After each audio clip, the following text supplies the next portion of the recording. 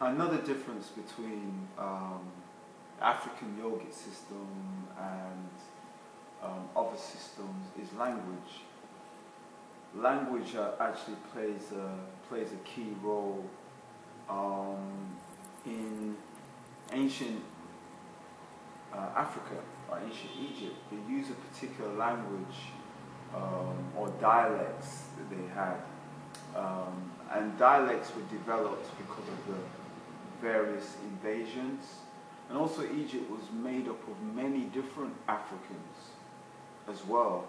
Africans from the west, Africans from the south, and Africans in the Nile Valley. So Egypt wasn't just one kind of like, yes, homogeneous zone. It was made up of various people that came into Egypt, did a lot of trade and so forth. But also language changed as the invasions also came in.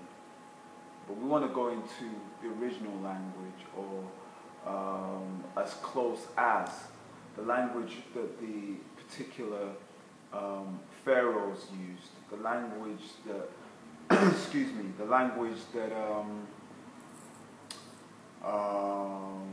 the actual deities would have used, or the ancient ones, the avatars that came. The language was known as Medineta, which is what you actually see when you're looking at temple walls, when you're looking at what people call hieroglyphs, or what the Egyptologists call hieroglyphs. You're looking at what is known as Meduneta or Metuneta. And this was also known as divine speech or sacred language. And they were very particular about the language, very particular about using tones, for instance, because tones actually heal various organs in the body and invoke various energies and so forth in order for you to do certain things. But I'm going to return to that aspect probably at some other point. But language would be different. Now, the language of what people refer to as classical yoga today is Sanskrit language. And Sanskrit language wasn't the original language of India. And this is what people don't seem to understand. That actually Sanskrit was a language that also came in through an invasion into Indus Kush. Prior to Sanskrit, there were people that were speaking, for instance, Pali, other languages, languages of the Dravidians, languages of what they call the Sudra, and the Dravidians and the Sudra, they tend to live in the forest, and also they developed. There was also the Arapans as well. They are their own culture, their own cultural system. Arapans are the earliest known civilization in India. And the civilization or the cities were very, very similar to cities in Africa. Very, very similar to cities in East Africa in particular. So there was an exchange of culture. Now, going back to language, one has to realize that the language that was spoken in the yogic system is actually the language of the invaders, which is Sanskrit. They developed this language through the Aryans, who began to see, once they had conquered India, they began to see that obviously language plays an important part in communication. and also language is what unifies people. Language relates to one's culture and mores. Now,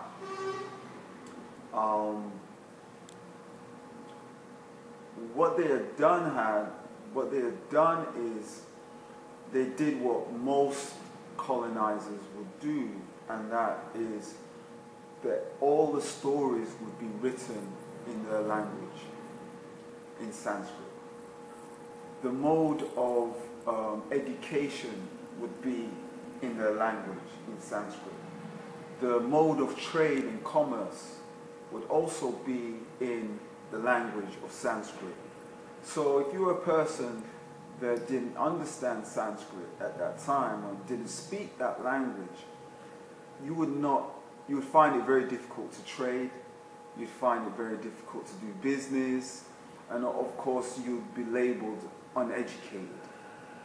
It's very similar to what happens in Africa during the colonial period and up to today, where if you're in a colonized country, whether it be a French colony or an English colony or a Spanish colony or a Dutch colony, you would have to have learned the language of the invader in order to move on in society, to be able to establish yourself within that society, to order to trade, to order to feed your family, to order to gain certain levels of education so you could have opportunities to do other things, to travel internationally, even to gain a passport.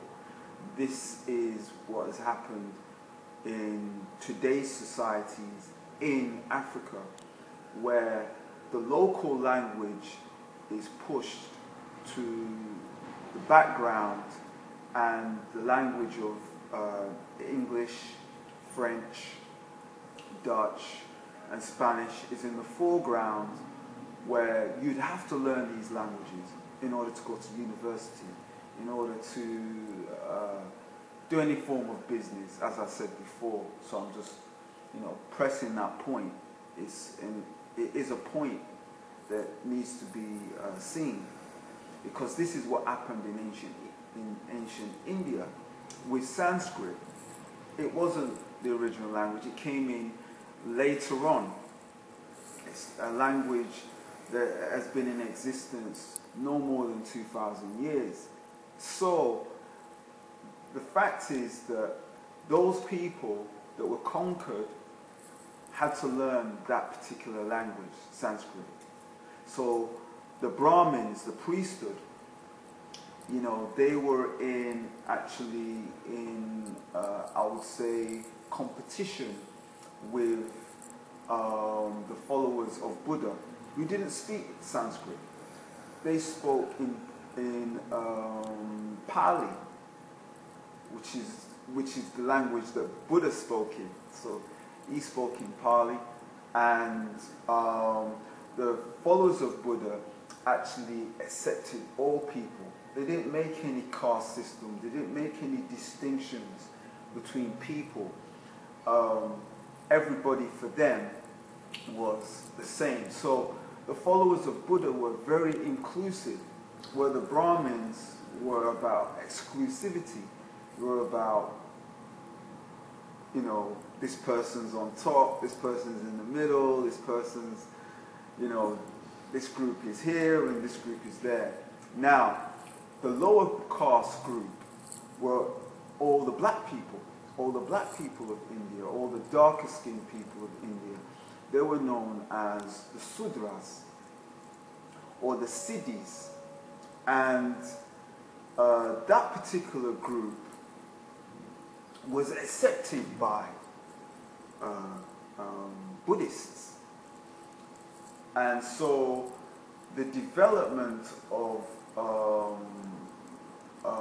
trying to compete with the Siddhis' level of spirituality and also the Buddhist level of spirituality. So the Brahmins said, okay, we're gonna